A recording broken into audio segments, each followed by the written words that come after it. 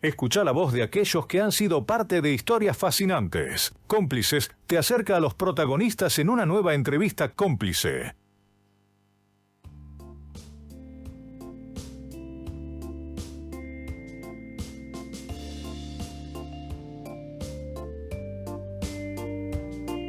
Bueno, le erré el separador.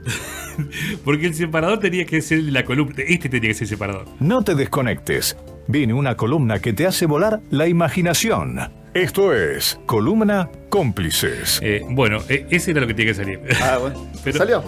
Salió. Lo importante es que salió. ¿Qué tal, estimadísimo Rubén? ¿Cómo le va? ¿Pero bien usted? Fantástico. Mucho éxito su columna. Me hablaron muy bien de su columna. Dice, no se cansa de hablar ese hombre. No se cansa de hablar. Soy guía de turismo. Si no hablo es como usted. Claro. No hay negocio. No hay negocio. Bueno, ya la semana pasada estuvimos hablando un poquito de lo que había en la zona, sí. Antes de la, entre comillas y muchas comillas, la civilización. Exacto. Ahora, usted me tiró el nombre, los dueños de la tierra.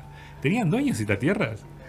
Obvio que tenían dueños. Obviamente ni hablar de los pueblos originarios, que era más o menos lo que habíamos hablado un poco la última entrevista. La última columna. La última columna, después yo me confundo culpa de esto, ¿vio? Claro, tiene razón, no me rete. Todos los días me reta usted. Sí. Rebobinando un poquito, nosotros habíamos llegado más o menos a la época en que los jesuitas son expulsados del continente americano, claro, ¿se acuerdan? Sí, bueno. de toda esta zona, exactamente. Bueno, eso pasa más o menos en 1767, cuando la Compañía de Jesús es expulsada. En esa época, ¿usted sabe que Entre Ríos tenía nada más que 3 dueños? ¿Toda la provincia tenía 3 dueños? Sí, en realidad... O sea, medio como ahora. Claro. En realidad, 2/3 partes de la provincia tenían nada más que 3 dueños. Ajá. Uno de ellos era un tal Francisco de Larramendi, otro Antonio de Vera y Mujica, y la costa del río Uruguay, la parte que no quería nadie, era de la Compañía de Jesús. Era de la Compañía de Jesús. Bien. Tengo que destacar algo. Usted sabe que yo tengo que meter un bocadillo. Vascos los dos. Sí. Sí, y bueno, sí, vascos. Sí. Los dos vascos, bien vascos, exactamente. Más o menos 2/3 partes de la provincia eran lo que figuraban con algún registro de propiedad, claro, digamos, ¿no? Sí. De ese registro de propiedad, más o menos estamos hablando de 2.200 leguas cuadradas. Y ahí tenemos que hacer una pequeña aclaración de qué estamos hablando. Sí. Lo cual, todos los terrenos y propiedades y chacras y todo lo que se ve de acá en adelante me van a escuchar hablar de leguas. 5,5 kilómetros. Sí, exactamente. O es más o menos eso, en realidad. Sí. Más o menos eso, porque en realidad una legua es lo que tarda una persona en caminar durante 1 hora. Bien. Ahora, ¿cómo medía la hora? Esa manera de medir tan yanqui. Sí. Es muy... es como los pies. Claro, ¿viste? O sea, muy difícil de saber exactamente cuánto era, y aparte cómo medían la hora. Porque... Claro. Bueno, ustedes se ríen, pero por ejemplo, cuando ustedes se van a otro lado, como en España miden en minutos. Claro. Dice, ¿a cuánto queda? Y más o menos a 10 minutos. ¿Pero a 10 minutos en qué? ¿Caminando? Claro, no es lo mismo en auto que caminando. Sí, totalmente. Claro. Bueno, nosotros estamos hablando de siempre que teníamos ese famoso lugar que era el fuerte de San Antonio del Salto Chico, ¿se acuerdan? Sí. Bueno, Sí. en 1769, o sea, más o menos 2 años después de que se va la Compañía de Jesús, hubo una gran inundación. Qué raro. Sí. En la zona, sí. Y el fuerte es destruido. Entonces se ordena construir un fuerte un poco más arriba, más cercano a la zona de lo que hoy conocemos como el Naranjal de Pereda. Claro. Que es lo que hablábamos también, que estuvo en teoría el primer muelle. Sí, en teoría fue el primer muelle. Ahí se reconstruye este fuerte. Claro, la primera población permanente en la zona. Claro. Y para unos años más adelante, 1777. Todavía ni indicios. Ni indicios de concordia, pero sí podemos decir de que este lugar se había convertido en un lugar con un comercio muy importante, ¿sí? De todo lo que era el virreinato y las misiones jesuíticas y el sur de Brasil. ¿Sí? Eso es por lo que nos comentabas de que justamente las barreras naturales que te ponían los saltos, sí o sí hacían que los comerciantes tuvieran que pasar por acá. Todos tenían que pasar por acá. Okay. Y había como un puerto de carga, si se quiere, que solamente había guaraníes y blancos. Sí. Pero para 1777, un tal Juan de San Martín, sí, el militar español a cargo de lo que eran las misiones de Yapeyú, sí, divide todas esas misiones en 4 estancias. 4 estancias que en guaraní se llamaban Tupambaé. Tupambaé. Sí. Okay. Hoy lo podemos decir estancias, ¿sí? Okay. Que una se llamaba... a mí, espere que anoto porque ahí me sirven estas cosas para el chamullo. Vos sabés cómo... Vos sabés cómo, claro, vos sabés yo me lo imagino a Mariano en una cita... Claro. Y él tira esos datos inútiles. Claro, no, ¿vos sabés cómo se llamaban? No, datos random. Sí. Usted imagínese estar en una zona como, por ejemplo, el lado de... Vamos a poner el Nebel, ¿no? Porque ya al lado ya no existe mucho lo que está... ¿Vos sabías que esto eran originalmente 4 estancias y que los guaraníes le decían Tupambaé?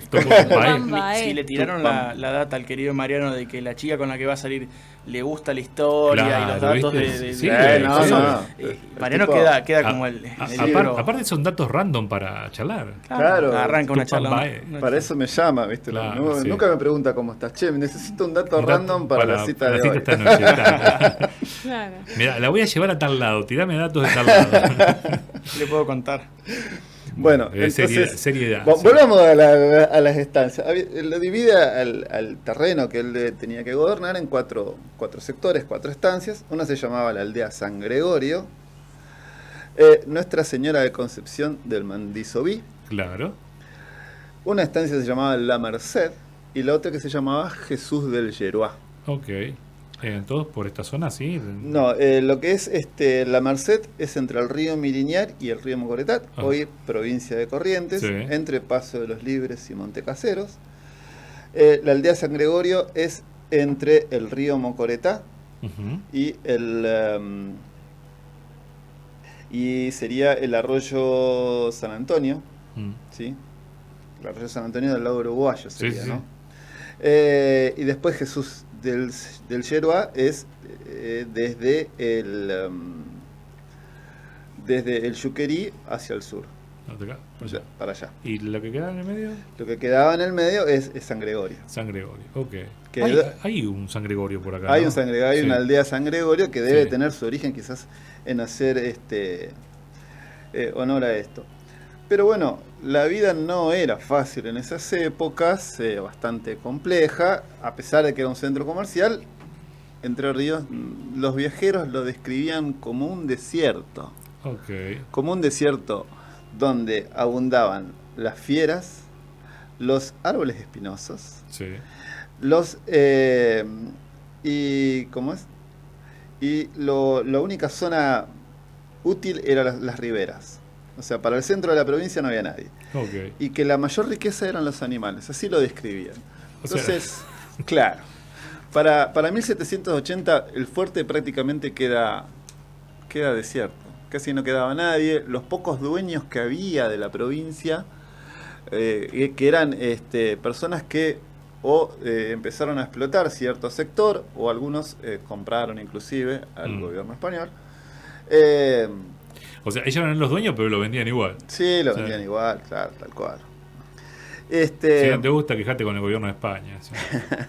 Claro, recién vuelve a aparecer en la historia bastante tiempo después esta zona con un tal José Gervasio Artigas, que cruza por Salto Chico. Por Salto Chico, por el éxodo uruguayo. Bueno, que eso ya merece otra otra columna Total. aparte, ¿no? Claro, le voy a hacer una pregunta a usted que conoce de esa zona. Una vez me contó un un uruguayo, en la época que yo estaba en el Parque San Carlos. Todos los uruguayos descienden de Artigas. Sí, me dijo, ¿sabe que lo encontré en la zona donde está el monumento al Éxodo? Sí. Ahí en San Carlos. Y lo vi llorando y yo pensé que le pasaba algo. Y me dice, no, estoy emocionado porque en este lugar nace el nacionalismo oriental. Sí. Y me tira una frase que no sé si será verdad. Dice, la vanguardia de Artigas estuvo en estas lomas custodiando justamente porque de esa zona donde está el monumento al Éxodo ahora hay mucha vegetación, pero dice que en esa época se veía todo, entonces custodiaban de ahí y es ahí donde me contó él, se comenzó a diagramar esto de, che, si volvemos tenemos que no venimos con el apoyo de Buenos Aires, tenemos que volver solos. Claro, es más, el campamento de Artigas no se da en la zona de San Carlos, No, se da bastante más al norte, sí. ¿no? Bueno, perdón, pero bueno. Vio que los datos random son para estas cosas. Para estas cosas, tal cual. Bueno, y ya saltándonos algunos años más, en 1824, ya vamos llegando a la fundación de Concordia, Sí. es nombrado coronel de la zona de Mandisoví un tal Evaristo Carriego. Evaristo Carriego, el Sí. de la calle. No, ¿No es el de la calle Evaristo Carriego? no. Ah, no. Uy. Hemos sido engañados. No, el de la calle se llama Evaristo Por Carriego. eso, pero no es el mismo. No, es el escritor. Oh. Ah. Y yo rezándole al santito, mira vos. Bueno, está bien. Bueno, es como, Concordia tiene muchos datos random así, Sí. como por ejemplo, Ese está bueno también. sí, calle 1 de Mayo. 1 de mayo, sí. ¿Por qué se llama 1 de Mayo? No es por el Día del Trabajador, seguramente. No es por el Día del Trabajador, ¿Por qué? no es por la Constitución, sino es por en esa época era San José, un santo del cual era devoto Justo José de Urquiza. ¿Y San José 1 de mayo? No es el 1 de mayo, pero en esa época San José se celebraba el 1 de mayo. Ok. ¿Vio que sirven para chamullar estos datos? ¿Vio que sirven? Yo tendría que conocer la gente que conoce. Sí, no, pero sirven. ¿Sabes por qué se llama 1 de mayo Claro, esta calle? no. Sí, muchos piensan que es por el ¿y fue Día del ese día? Trabajador. No fue ese día, fue otro día. Ok. Bueno, Evaristo Carriego nombra como segundo a un teniente coronel que se llamaba Pedro Espino. Sí, ese sí el de la calle. Ese sí es el de la calle. Ok. Y era el cura de esa zona, era un tal Mariano del Castillo. También que es el famoso P del Castillo. El famoso P del Castillo. Que no es Pedro del Castillo, como dicen muchos, sino que es presbítero. Presbítero, que en realidad presbítero es el nombre sería del cargo, del grado del sacerdote. Claro, cura, era El cura. cura, claro. Que era, dicho sea de paso, era sobrino de Carriego. También, pero no el de la calle. No, era sobrino de este Carriego. Lo que pasa es que Evaristo Carriego, hay varios en la historia. Qué confuso. Sí. Es muy ¿Que confuso. no existía otro nombre que todos los Carriegos le ponían Evaristo? A ver, acá hay, por Era ejemplo, como un Juan Pablo. hay un Evaristo Carriego que es un poeta argentino. Bueno, Ajá. Bueno, ese es el escritor. ¿es el de la Sí. calle? Ese es el escritor. Ah, ok. Es el de la calle. Ese es el de la calle. Ese es el de la calle. Ok. Pero acá no estamos hablando de él. No, estamos hablando del militar, ok. del abuelo de ese. De Mariano del Castillo. No, del abuelo De este poeta argentino. del poeta. Ah, el abuelo ok. del escritor es el... Eso pasa cuando le ponen siempre los mismos nombres. Claro. Claro. Sí. No, ni te cuento, por ejemplo, si llegás algún día a ver la genealogía de Urquiza, ¿Cuántos justos José hay? te volvés loco. Justo José primero, justo José Teófilo segundo. hay como 10. ¿Teófilo también? Sí. ¿Y Diógenes? Diógenes no sé. O Hay sea que uno no me solo. acuerdo ahora. Hay uno solo, por lo menos. Yo tengo uno solo. Yo pero conozco el de la escuela. El de la escuela, claro. sí. Bueno, Y llegamos a Mariano. llegamos a Mariano del al Castillo. tocayo. Bueno, estos eran cura de Mandisoví Sí. y comandante de Mandisoví. Sí. Y Espino era el regente de la zona sur, que era lo que sería hoy Concordia. Ok. Quien estaba a cargo de la zona ahí de Mandisoví de Federación era un tal Acevedo. Ajá. Y había un sacerdote también Acevedo, parientes entre ellos, Sí. dicho sea de paso. Y tanto existe una reunión, nosotros amamos las reuniones así conspirativas, pero hubo una reunión entre Carriego, Espino y P. del Castillo, donde decidieron que había que sugerirle trasladar el pueblo un poco más al sur. Claro. O sea, el pueblo me refiero, o el poblado, a esa pequeña caserío que había en la zona de ahí de Salto Uruguayo y un poquito más al sur. Claro. ¿Sí? O sea, de Naranjal de Pereda un poquito más allá. Más al sur, más claro. Al sur. Quien conocía toda esta zona era Evaristo Carriego. El abuelo. El Evaristo Carriego abuelo. Y le encomienda al cura del castillo que recorra la zona y que, que encuentre el mejor lugar. Y es el presbítero del castillo quien dice la mejor zona es lo que en esa época se llamaba la barra de el Mansores. O entre la barra del Mansores y la barra del Yuquerí. Cuando hablan de la barra estamos hablando de la desembocadura. Claro, porque usted me dice la barra del Mansores y yo una hinchada de un equipo de fútbol. No, que se llama, no. Sí, muchas veces van a escuchar que o ven en los libros que dicen la barra del Yuquerí, la barra del Ayuí, la barra del Mansores. Estamos hablando de la desembocadura de esos afluentes al río. Y bueno, ahí es cuando ellos le escriben al gobernador Solá diciéndole que convenía por lo estratégico de la región formar un poblado en esta zona. Y volviendo al tema principal, ¿esta zona ya estaba dividida entonces con dueños o todavía...? Bueno, ahí volvemos, ahí quería llegar. Okay. Cuando se decide la construcción de la ciudad, el primero que aparecía como dueño tal de esta zona, sobre todo lo que es la desembocadura del Mansores hacia el norte, era un tal Félix Brito. Félix Brito. Y hacia el oeste sería más o menos por las distancias, podemos decir, desde calle Alvear para allá, siempre que en los pueblos vamos para allá. Sí. Bueno, para el oeste sería. Para el oeste. El dueño era un tal, el coronel Manuel Urdinarrain. Bueno. ¿El mismo de Urdinarrain de la ciudad? Creo que sí. ¿U otro Urdinarrain? Ahí creo que sí. No, ese no es. Bueno, pero don Urdinarrain, años antes de que este hecho pasara, de que se decidiera la construcción de la ciudad, compra a Félix Brito la parte de él. Claro. ¿Sí? Entonces, ¿cómo dice la escritura? Desde la desembocadura del arroyo Ayuí, al este el río Uruguay, al sur el Yuquerí, imagínense lo que estamos hablando, y al oeste un mojón que vaya a saber uno dónde estaba, ¿sí?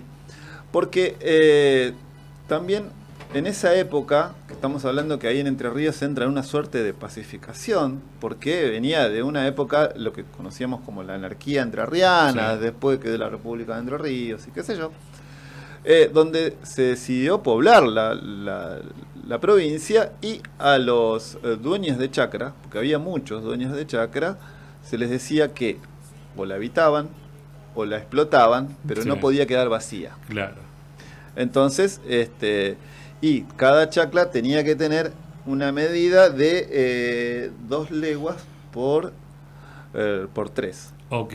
¿Sí? A caminar. A caminar y a medir los campos. Claro, caminar lo más rápido que puedas, así es más grande. Si no ocupaban los campos, la provincia los declaraba de uso fiscal. Ok. Cuando sale en 1831 la ley de la fundación de la ciudad, don Urdinarrain dice, momentito, esto es mío. Esto es mío, sí.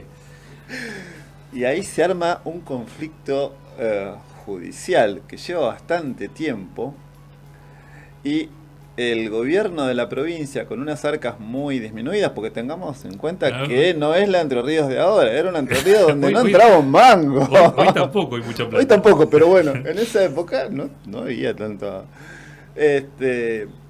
Donde la legua cuadrada se pagaba, creo que era algo de 10 pesos de esa época. Que ¿sí? no vamos a hacer la conversión. No vamos a hacer la conversión.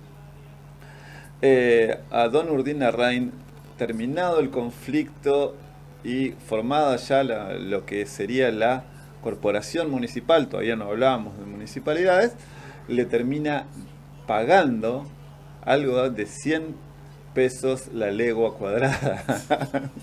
Salió ganando Don Urrinarrain. Se la llevó en una bolsita. Sí. Después de ahí en más, los que querían, una vez ya trazada la ciudad, ¿no? Los que querían un terreno, tenían que hacer lo que se llamaba la solicitud del terreno.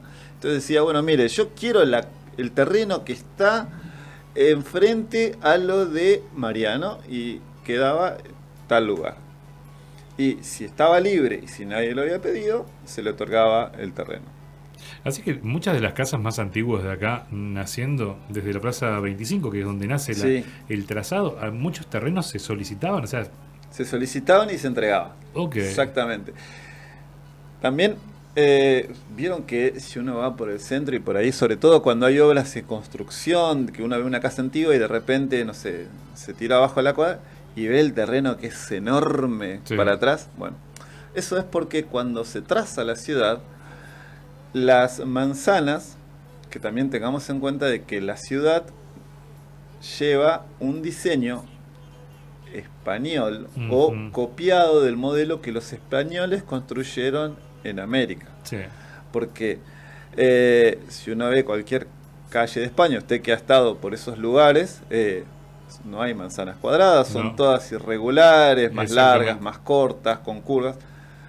Los españoles, cuando vienen a América, construyen el modelo que se llamaba de campamento romano, ¿sí? Donde construían manzanas cuadradas. Con las cuadras, justamente. Con cuadras de 80 varas. Más o menos 100 metros. Claro, yo tenía entendido que eran, lo que me habían dicho a mí, que eran 100 varas, que cada vara mide 86 centímetros. Claro, sí, algo así. Sí. Algo así es la medida. Bueno, entonces eso era copiado de los campamentos romanos. Esas calles rectas era por si tenían una invasión, poder salir rápido sin tanta curva y con calles un poquito más amplias.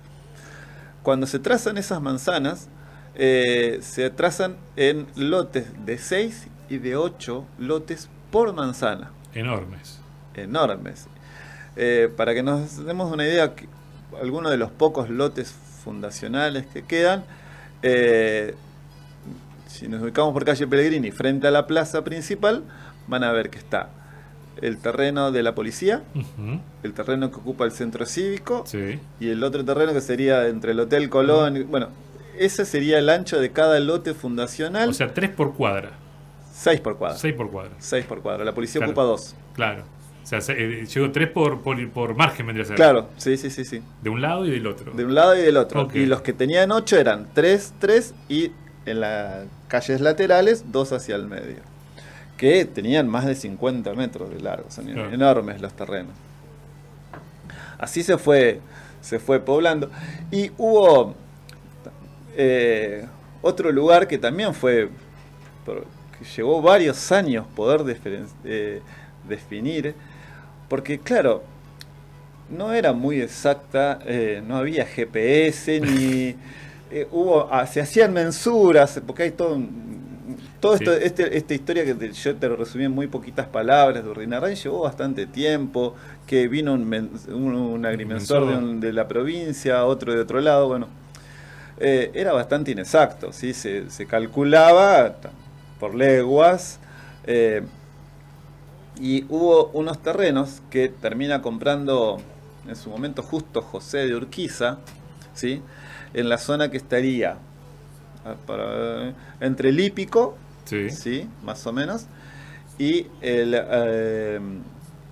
arroyo que cruzamos cuando vamos para el lago, el Ayuí. Claro. ¿Sí? Todo eso es comprado por justo José de Urquiza, que se lo compra a un tal Vica. Vica, que fue uno de los primeros dueños de San Carlos, para que nos demos una idea. Que fue el de la casa que está en el Naranjal de Pereda. Claro. O sea, porque donde nosotros hicimos el Naranjal, en realidad esa es la casa Vica. Es la casa Vica, exactamente. El Naranjal es el arenal que está. El Naranjal que está al lado. Y hubo otro señor, un tal inmigrante inglés, un tal Robinson, que también compra terrenos por ahí. Ese sí, el de la bodega. Ese sí es el de la bodega, don George Robinson, ¿sí? Que eran dos hermanos en realidad. Y don Robinson compra, y toda la zona que está en lo que hoy conocemos Villa Zorraquín, Sí. estaba escriturada como, digamos, superpuestas las escrituras. Ujú. Eso llevó un conflicto que llevó bastante tiempo, y es, ya saltándome también bastante tiempo, quien define que eso es de uso público fiscal y que dijo, bueno, acá no es ni de uno ni del otro, es un tal vasco también, Federico Zorraquín, Ajá. que por eso es Villa Zorraquín. Claro. ¿Y qué, es pariente del primer intendente o es el primer intendente? Es el primer intendente. Es el primer intendente. Es el de primer Concordia. intendente, exactamente. Ay, ay, ay. Che. Compleja, ¿no? Sí, compleja la historia, pero lo que venimos diciendo, tenemos una historia tan rica y que desconocemos tanto los concordienses, que parece que, reitero, parece que nuestra historia comenzó en la década del 30. Y no, estamos muy alejados. Estamos muy alejados. Muy sí, alejados sí, de sí, eso. sí. Vos hablabas, bueno, de lo que fueron esos primeros años de Concordia, que a diferencia de muchas ciudades no nació en el puerto, sino con esta plaza principal ahí en la zona donde está justamente la plaza, Claro. 25 de mayo hoy, y de ahí es como que estaban los tres poderes, el policial, que era La comandancia militar. La comandancia militar, la primera capilla, que estuvo por ahí también. Me comentaban que en la zona, que sería bien exactamente calle Mitre y Urquiza, ahí funcionó la primera escuela Sí. también Sí. de la región. Cuando se hace el decreto fundacional, ya se dice que la capilla iba a estar mirando al este Sí, y que enfrente tenía que estar la comandancia. así además. O Ya. sea, los dos poderes, uno frente al otro. Uno frente al otro, Ok, y la municipalidad estaba donde hoy está Cultura. Ahí funcionaba lo que estaba pintada de verde la casa, por eso Claro. decían la Casa Verde. Ujú. Ahí funcionó la primera municipalidad. Qué loco, ¿no? Qué loco. Bueno, ya tuvimos la... A ver, vamos parte por parte. Yo no sé, tengo que preguntarle ahora, Sí. al aire. El jueves que viene es feriado. ¿Puede venir antes o se le complica? No, vengo, no hay drama. Bien, ¿puede venir el miércoles? Así ya le apartamos el lugar. Dale, Bueno, vengo el si miércoles. puede venir el miércoles, para nosotros Dale. genial. La verdad es que se vuelve atrapante esto. Uno quiere conocer más, quiere saber literalmente de qué se trata todo, porque, bueno, reitero, los concordienses tenemos ese déficit, ¿no?, de desconocer nuestra historia.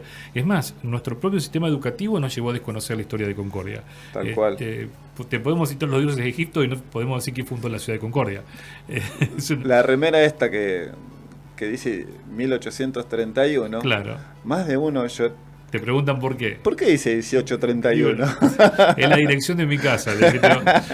Pero bueno, ya nos vamos acercando. Nos vamos acercando. Nos Ya vamos la acercando. próxima vamos a hablar un poquito más de eso. Querido Rubén, mil gracias, No, gracias a por ustedes. venir. Y bueno, nos encontramos el miércoles entonces. El miércoles. Ok, nosotros nos vamos a una pequeñísima tanda y enseguida volvemos con más cómplices. En Casa Fornes encontrarás. En Casa Fornés encontrá todo para el regreso a clases. Útiles escolares, libros de texto, juegos educativos y artículos de papelería.